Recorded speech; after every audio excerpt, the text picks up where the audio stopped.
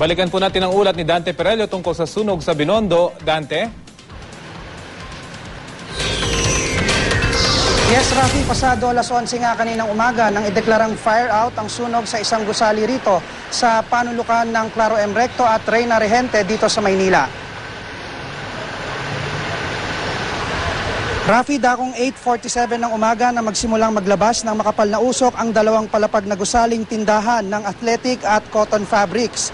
Dahil nga sa imbak nitong highly combustible materials, agad iniakyat ng BFP sa fourth alarm ang sunog kaninang 9:17 ng umaga. Bandang 10:11 naman ng umaga nang ideklarang under control ang sunog. Rafi, patuloy pang inaalam ng mga arson investigator ang sanhi ng sunog, pero posible raw na may kinalaman ang ginagawang renovation sa nasabing gusali. Kinabitan kasi ng steel trusses ang rooftop nito para gawing bodega, at habang nagwe-welding, maaaring nainitan raw yung mga nakaimbak na tela doon at nagsimula ang apoy. Tinatayang aabot sa 1 milyong piso ang halaga ng pinsala. Wala namang naitalang nasaktan sa sunog, pero nagkabuhol-buhol ang daloy ng trapiko sa kahabaan ng Claro M. Recto at Jose Abad Santos Avenue. Kasi yung access po natin sa taas ay limited po considering na roof deck siya, may concrete slab yung roof deck. So ang access talaga natin yung bubong.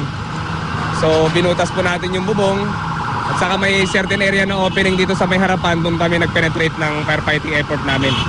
Wala pa akong alam, hindi ko pa alam. Hindi ko talaga alam kasi pagdating namin dito, nasusunog na.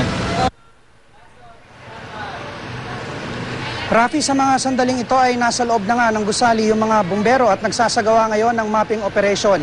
At yan ang mainit na balita mula rito sa Maynila. Balik sa'yo, Rafi. Maraming salamat, Dante Perello.